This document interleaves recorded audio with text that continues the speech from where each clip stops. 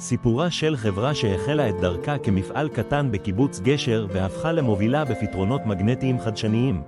החברה הוקמה בשנת 1979 והתמחתה בייצור וסחר במגנטים איכותיים, בעיקר מגנטי פריט למנועים חשמליים, עם דגש על תעשיית הרכב. מוצריה זכו להכרה בינלאומית בזכות איכותם ואמינותם.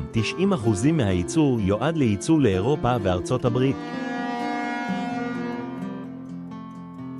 בשנת 2003, הודות להשקעה ממשלתית, הורחב המפעל באופן משמעותי.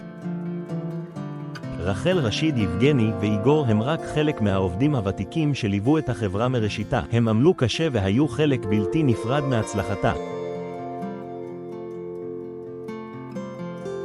החברה לא נחה על זרי הדפנה. היא חיפשה אחר פלטפורמות ייצור כלכליות יותר והחלה להגדיל את נתח השוק במגנטי עופרות נדירות. פעילותה הורחבה לתחומים חדשים, כמו מפרידים מגנטיים, ופיתוח מגוון רחב של מוצרים חדשים, והיא הפכה לשחקנית מרכזית בשווקים בינלאומיים, ביניהם תעשיית הרכב, אנרגיה ירוקה ותעשיות ההייטק.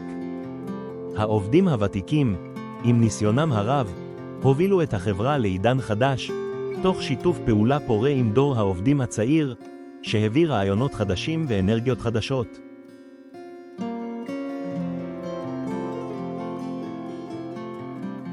כיום החברה פועלת בקנה מידה גלובלי ומספקת פתרונות מגנטיים מתקדמים למגוון רחב של תעשיות. היא משקיעה רבות בחדשנות איכות ושירות לקוחות, תוך המשך צמיחה והתפתחות.